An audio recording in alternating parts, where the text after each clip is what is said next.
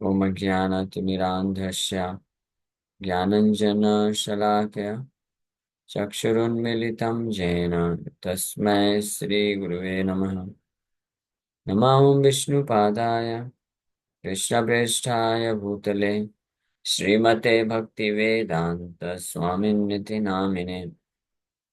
नमस्ते सारस्वती देवे गौरवाणी प्रचारिणे निर्विशेष शून्यवादी पाश्चात्य देश तारिणे नित्यानंद नमस्तुभ्यं प्रेमानंद प्रदायिने कलौ कल्मषनाशाय जानवापतये नमः। नमो महावदन्याय कृष्ण प्रेम प्रदायते कृष्णाय कृष्ण चैतन्य नामने गौरतुसे नमः। जय श्री कृष्ण चैतन्य प्रभु नित्यानंद श्री अद्वैत गदाधर श्रीवासादि गौर भक्त वृंद। हरे कृष्ण कृष्ण कृष्ण हरे हरे हरे राम राम राम हरे हरे। हरे कृष्णा। सो आप सभी भक्तों का हार्दिक स्वागत है आज के गौर कथा में। सो हम लोग चर्चा कर रहे हैं श्री चैतन्य भागवत आदि खंड तीसरा अध्याय और श्लोक संख्या 51 तक चर्चा किए थे। आदि खंड कथा बड़ा सुनी ते सुंदर, यहीं अवतीर्ण गौर चंद्र महेश्वर। ये आदि खंड की कथा सुनने में बड़ी सुंदर है यहीं पे, क्योंकि इस आदि खंड में भगवान Gaurichandra Maheshwar the supreme controller he appeared, he वो प्रकट हुए हैं। इसलिए सब लोग भक्त लोग ध्यान से सुनते जाइए। ये सब लीला कबू नाही परिचय, आविर्भाव तेरो भाव मात्र कहे वेद। इन सब लीलाओं का कोई परिच्छेद नहीं, यानी खंडन नहीं है। मतलब ये ऐसा नहीं कि रुकावट होती है, ये निरंतर हमेशा चलती रहती है। आविर्भाव तेरो भाव जो है वेद शास्त्र हमको समझाने के दृष्टिकोण से वर्णन करते हैं। चैतन्य का थारा आदि अंत नाही देखी, ताहा न कृपाए जे बोलान ताहा लिखी। चैतन्य महाप्रभु की कृपा का कोई आदि और अंत मैं नहीं देखता हूँ। I simply write down whatever he mercifully induces me to speak. Chaitanya Mahaprabhu कृपा करके जो मुझे अंदर से प्रेरणा देते हैं वो मैं लिखता जा रहा हूँ। ठीक है, तो आप भक्त लोग ये कृपा करके ध्यान से इसको पढ़ते जाइए, सुनते जाइए और इसका लाभ उठा लीजिए। भगवान के प्रति प्रेम विकास कर लीजिए। दैट्स ऑल, यही अल्टीमेट हमारा उद्देश्य है। कथा करने वाले का, कथा सुनने वाले का उद्देश्य यही रहना चाहिए कि भौतिक माया के प्रति आसक्ति खत्म हो जाए और भगवान के प्रति प्रेम और आसक्ति विकसित हो जाए। That's all. और इसी के लिए भगवान पर निर्भर होकर के जो है कथा करने वाले कथा करते हैं, लिखने वाले लिखते हैं, और जो सुनने पढ़ने वाले होते हैं भगवान की कृपा की आशा करते हुए उसको ध्यान से सुनते जाते हैं, पढ़ते जाते हैं। इसको बोलते हैं श्रवण कीर्तन। तो श्रील भक्ति सिद्धांत सरस्वती ठाकुर प्रभुपाद बहुत सुंदर तात्पर्य वर्णन कर रहे हैं, जो कि बहुत बड़ा है, लेकिन हम लोग पढ़ते जाएंगे। So in the Chaitanya Charitamrita Madhya, it is stated the consecutive pastimes of Krishna are manifest in one of the innumerable universes, moment after moment. There is no possibility of counting the universes, but in any case, some pastimes of the Lord is being manifest at every moment in one universe or another. Thus, the Lord's pastimes are like flowing Ganga water. In this way, all the pastimes are manifested by the son of Nanda Maharaj. Lord Krishna exhibits his pastimes of childhood, boyhood, and pre-youth. When he reaches pre-youth, he continues to exist eternally to perform his rasa dance and other pastimes. Descriptions of Krishna's eternal pastimes are in all revealed scriptures, but one cannot understand how they are continuing eternally. Let me give an example by which people may understand Lord Krishna's eternal pastimes. An example can be found in the zodiac. The sun moves across the zodiac day and night and crosses the oceans between the seven islands, one after the other. According to Vedic astronomical calculations, the rotation of the sun consists of 60 dandas, and it is divided into 3600 palas. The sun rises in a state consisting of 60 palas. 60 palas equal 1 danda, and 8 dandas comprise 1 prahar. Day and night are divided into 8 prahars, four belonging, 8 प्रहर इस प्रकार से होता है। और एक दंड में 8 दंड में एक प्रहर होता है। इस प्रकार से 60, 64 rises again. After 8 prahars, the sun rises again. So just like the sun, there is an orbit of Krishna's pastimes, which are manifest one after the other. During the lifetime of 14 Manus, this orbit expands through all the universes, and gradually it returns. Thus Krishna moves with his pastimes through all the universes one after another. The cycle of his pastimes turns like a wheel of fire. Thus Krishna exhibits his pastimes one after the other in every universe. Since all Krishna's pastimes are taking place continuously, at every moment some pastime is existing in one universe or another. Consequently, these pastimes are called eternal by the Vedas and Puranas. ये बहुत अच्छा analysis करके शिला भक्ति ठाकुर प्रभुपाद यहाँ पे लिख रहे हैं कि इस श्लोक में ये जो आया है, ये सब लीला और कबू नाही परिच्छेद। भगवान की जितनी भी लीला हम लोग श्रवण कर रहे हैं, तो इसका परिच्छेद यानी इसका अंत कभी नहीं होता है। ये चल रही है। यानी ये जो लीला अभी तक हम पढ़े, जन्म लीला महाप्रभु की, फिर महाप्रभु के हॉरोस्कोप कैलकुलेशन की लीला, महाप्रकाश लीला, तो किसी ब्रह्मांड में जन्म लीला चल रही है अभी। किसी ब्रह्मांड में भगवान महाप्रभु की हॉरोस्कोप कैलकुलेशन की लीला चल रही है। किसी में उनके जो है इसकी गणना, ये महाप्रकाश लीला चल रही है। ये सारी लीला निरंतर चल रही है। इसलिए अगर कोई वास्तव में शुद्ध भक्त है, उस दिव्य स्तर का, बहुत ही उच्चतम स्तर का कोई शुद्ध भक्त है, तो इन लीलाओं को पढ़ करके सुन करके वो उस ब्रह्मांड में होने वाली जो लीला चल रही है उसका दर्शन भी प्राप्त कर सकता है ना? और उसमें प्रवेश भी पा सकता है, अगर इच्छा रखेगा तो वहां जा भी सकता है। तो इसलिए इसको समझाने के लिए बता रहे हैं भगवान। ये भौतिक ब्रह्मांड है, असंख्य भौतिक ब्रह्मांड है, तो एक ब्रह्मांड में वाइंड अप करके नेक्स्ट दूसरे ब्रह्मांड में वहां जाते हैं ऐसे करके। तो ये लीला इस प्रकार से इटर्नली चलती हैं। तो एग्जाम्पल दे रहे, जैसे सूर्य होता है, तो सूर्य का एक ऑर्बिट होता है। इस ऑर्बिट में मूव करते हुए वो जो है एक निश्चित अवधि के पश्चात वापस से आता है। और जहाँ पे जाता है तो उस जगह पे जा करके सूर्य अपना जो है प्रकाश को प्रकाशित करता है। तो एक जगह से जब सूर्य किसी एक क्षेत्र से जब निकल गया, तो वहां के लिए अंधकार हो जाता है, नाइट हो जाती है। तो वहां के लोग सोचते हैं कि सूर्य अस्त हो गया है। लेकिन सूर्य अस्त नहीं होता कभी, ना ही तो कभी सूर्य उदय होता, ना ही कभी सूर्य अस्त होता है। लेकिन सूर्य की स्थिति के अनुसार ये सूर्य उदय सूर्य अस्त का जो है कॉन्सेप्शन हमारी समझ के लिए बनाया गया है। ये शब्द इस्तेमाल किया जाता है। अदरवाइज सूर्य उदय सूर्यास्त नहीं होता, सूर्य हमेशा से है। तो इसी प्रकार से भगवान की लीलाएं आविर्भाव और तिरोभाव, ये कुछ ब्रह्मांड के लिए आविर्भाव होता है फिर तिरोभाव हो जाता है, लेकिन ये लीला भगवान की चलती रहती है। हमेशा आविर्भाव होता है और तिरोभाव कभी नहीं होता, हमेशा प्रकट लीला रहती है। इसलिए वैदिक शास्त्र पुराण और वेदास जो है भगवान की लीलाओं को नित्य लीला बोलते हैं। Pastimes are called eternal by the Vedas Purana. ये है अर्थ नित्य लीला का। भगवान की लीलाएं नित्य लीला होती है। और जो भगवान के शुद्ध भक्त होते हैं, जब शुद्ध भक्ति के स्तर को प्राप्त कर लेता है कोई, इस भौतिक संसार का बद्ध जीवात्मा भी अगर शुद्ध भक्ति के स्तर को प्राप्त कर लेता है, तो वो भी नित्य लीला में प्रवेश कर सकता है। यानी भगवान जिस जिन जिन ब्रह्मांडों में भ्रमण करेंगे, जो जो लीला करेंगे, तो उनके साथ जा जा करके हर बार वो पास्ट टाइम्स में पार्टिसिपेट कर सकते हैं। तो ये चैतन्य चरितमृत में इसका प्रमाण आता है। 382 से 91 तक ये कुछ प्यार से इसमें वर्णन किया गया, इसको पढ़ भी लेते हैं। अनंत ब्रह्मांड तार नाही का गणन, कौन लीला कौन ब्रह्मांड है प्रकटन। अनंत ब्रह्मांड है, किसका कोई गणना नहीं है। So there is no possibility of counting universe, but in any case, some pastimes of the Lord is being manifested at every moment in one universe or another. कौन पास्ट कौन लीला कौन ब्रह्मांड है प्रकट। किसी न किसी ब्रह्मांड में कोई ना कोई लीला भगवान की जरूर चल रही है अभी भी, भगवान कृष्ण की, चैतन्य महाप्रभु की। ए मत सब लीला जेन गंगा धारा, से लीला प्रकट करे ब्रजेंद्र कुमारा।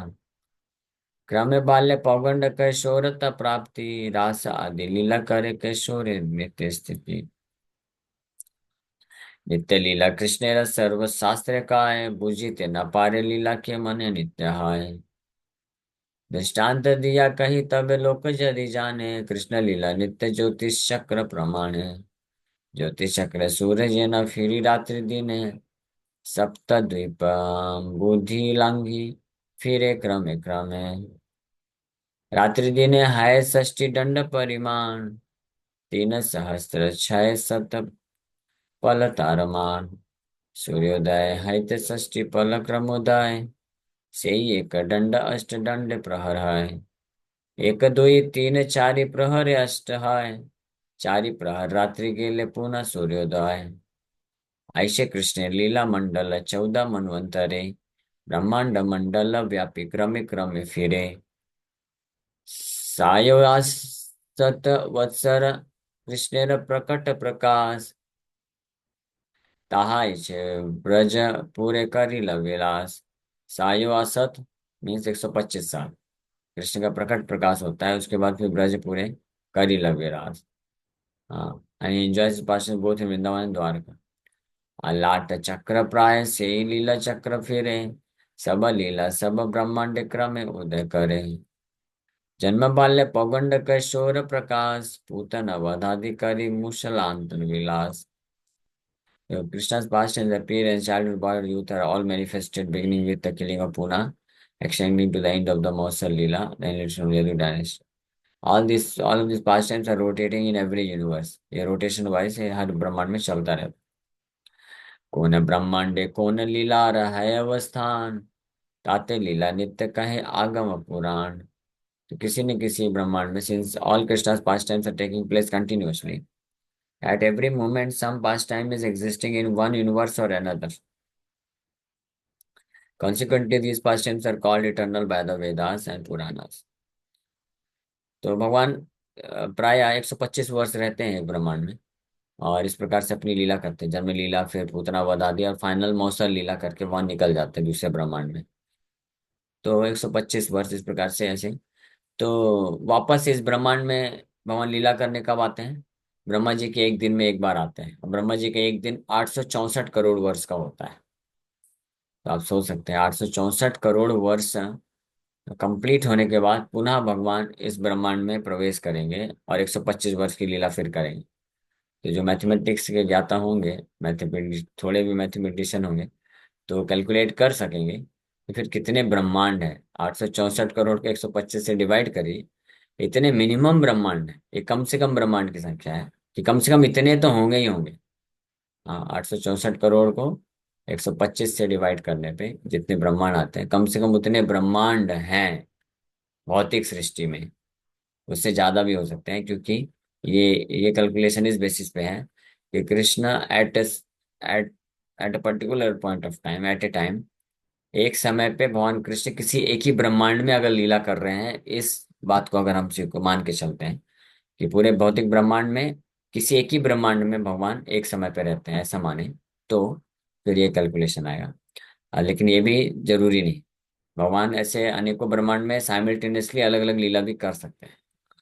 इसलिए यहाँ पे लिखा है, since all Krishna's past time, सारे कृष्ण की लीलाएं are taking place continuously at every moment, some past time is existing in one universe और अनदर।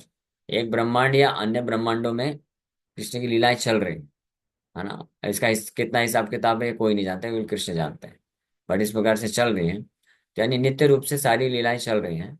इसलिए वेदास और पुराणास नित्य लीला बोलते हैं।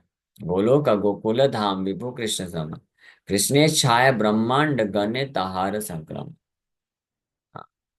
अतएव गोलोक स्थान नित्य विहार, ब्रह्मांड गणे क्रम प्रकाट्य तहार। तो इस प्रकार से ये भगवान की लीला कंटिन्यूअस चलती है।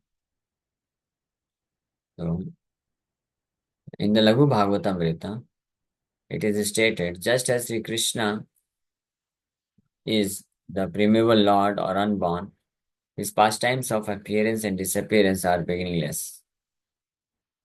उनकी लीलाएं भी, जैसे भगवान कृष्ण आदि पुरुष हैं, यानी उनका कोई जन्म नहीं होता है, शुरुआत नहीं होती, उसी प्रकार से उनकी लीलाओं का भी कोई प्राकट्य और अप्राकट्य नहीं होता है। By his own supreme will, Lord Mukunda repeatedly manifests his pastimes of appearance and disappearance in this world. He is Aja, unborn, yet he takes birth. One may ask how a person who is unborn can take birth. It appears completely contradictory. In order to reconcile this contradiction, one may reply that the Supreme Lord is inconceivable, full of opulences, and completely spiritual, since there is no tinge of transformation in the Supreme Lord and his devotees. They are both unborn, and though their birth is not due to sexual intercourse, they appear in a pure heart as the sun appears in the east, and are therefore also born. As the fire present in the form of heat within jewels and would manifest due to a particular cause, Lord Krishna manifests his wonderful pastimes of appearance and disappearance at a particular time due to a particular cause. The principal cause of his manifesting pastimes of appearance and disappearance is his desire to bless his devotees and spread the glories of his famous pastimes. Another principal cause for his appearance is to exhibit mercy on his dear devotees like Vasudeva, who are constantly being tortured by formidable demons. तो भगवान की जो लीलाएं हैं यहाँ पे वर्णन किया जा रहा है कि भगवान का कोई, जैसे भगवान अजन्म है, अज, लेकिन फिर भी हम देखते हैं कि भगवान जन्म ले रहे हैं, तो ये कैसे है? ये तो विरोधाभास हो रहा है। कोई विरोधाभास नहीं है। ये भगवान की अचिंत्य शक्ति से सब कुछ संभव हो सकता है कि भगवान जन्म लेते हुए प्रतीत होते हैं, लेकिन जन्म होता नहीं है भगवान का। भगवान जस्ट प्रकट होते हैं। हाँ। तो भगवान का जो जन्म है वो ऐसे जो है स्त्री पुरुष के यूनाइट होने से नहीं होता है। ये भागवत में स्पष्ट वर्णन है। भगवान कृष्ण सबसे पहले वसुदेव के शुद्ध मन में अपने आप को प्रकट किए, फिर वहां से वसुदेव के शुद्ध मन से माता देवकी के मन में, शुद्ध मन में भगवान ट्रांसफर किए अपने आप को, बिना कोई फिजिकल कांटेक्ट के। हाँ। इसलिए भगवान का कोई शुक्र जन्म नहीं होता है। बिना फिजिकल कांटेक्ट के भगवान अपने आप को ट्रांसफर किए और फिर फिर माता देवकी के गर्भ में प्रवेश करते हैं, ताकि उनको ये आभास हो कि हाँ, ये मेरा पुत्र है। अदरवाइज जरूरत नहीं होगी। और गर्भ से फिर डायरेक्टली बाहर आ जाता है। जिस प्रकार से साधारण शिशु बाहर आता है, जन्म लेता है, वैसे भगवान कृष्ण जन्म नहीं लिए हैं। ये क्लियर कट हमको मालूम होना चाहिए। भगवान का जन्म साधारण संसार के व्यक्ति के जैसे जन्म नहीं होता है। भगवान प्रकट हुए थे जैसे, है ना। और और प्रकट हुए भी तो कैसे? शंख चक्र गदा पद्म, घुंघराले बाल, पीताम्बर धोती पहने हुए हैं, बड़े सुंदर दिख रहे हैं, तेज तेज निकल रहा है शरीर से, गार्लेंड पहने हुए हैं, मुस्कुरा रहे हैं। ये सब वर्णन है। कोई साधारण तरीके से जो जन्म लेता है शिशु, तो कभी इस प्रकार से होगा? मुस्कुराएगा? वो तो रोता है। और सुंदर दिखेगा? गंदा दिखता है, भद्दा दिखता है, रोता है, कोई कपड़े नहीं पहने रहता है, नंग दड़ंग आता है, बाल भी नहीं होते हैं। लेकिन भगवान के सुंदर घुंघराले बाल हैं बिल्कुल, शंख चक्र गदा पद्म लिए हैं, तेज निकल रहा है, पीताम्बर धोती पहने हैं, गार्लेंड पहने हैं, हार पहने हैं, कुंडल पहने हुए हैं, मुस्कुरा रहे हैं। और इतना ही नहीं, वसुदेव और देवकी इतने सुंदर बालक को देख करके भयभीत हो गए। भयभीत क्यों हो गए? भयभीत, आनंद तो आया उनको, एक तरफ से आनंद तो बहुत मिला, लेकिन भयभीत भी हो गया क्योंकि उनको डर लगने लग गया इमीडिएटली कि कंस आके इसको भी मार देगा, और ये इतना सुंदर बालक, हम इसको मरता हुआ नहीं देख सकते हैं।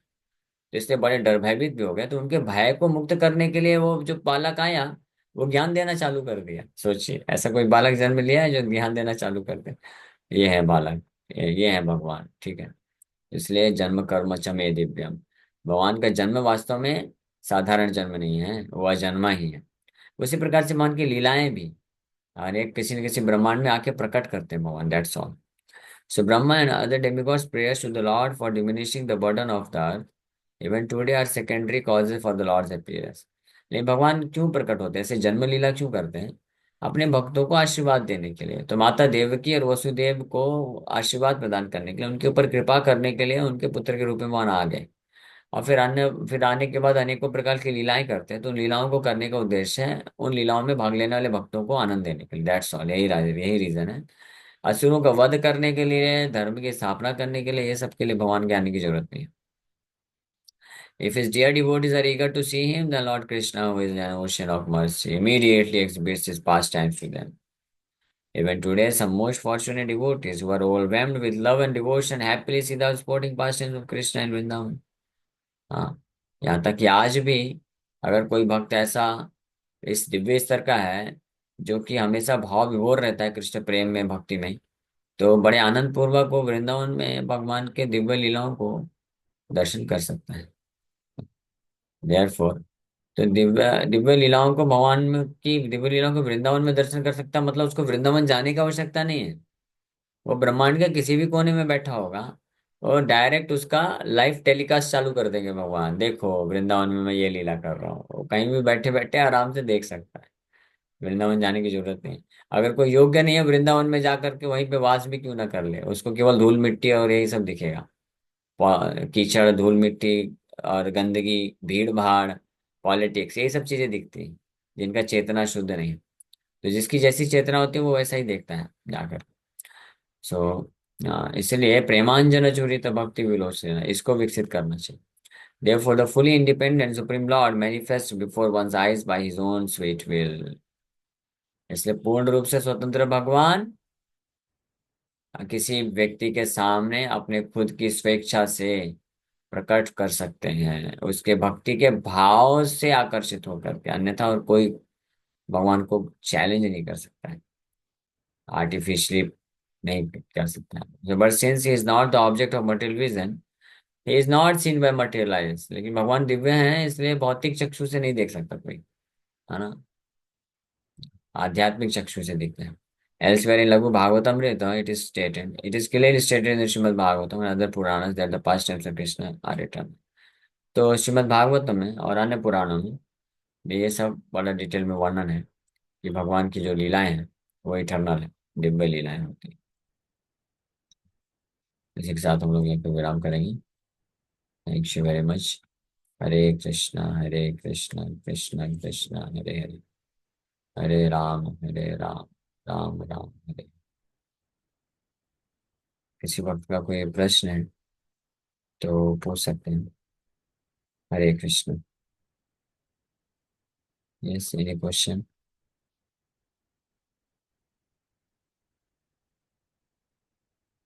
हरे कृष्ण।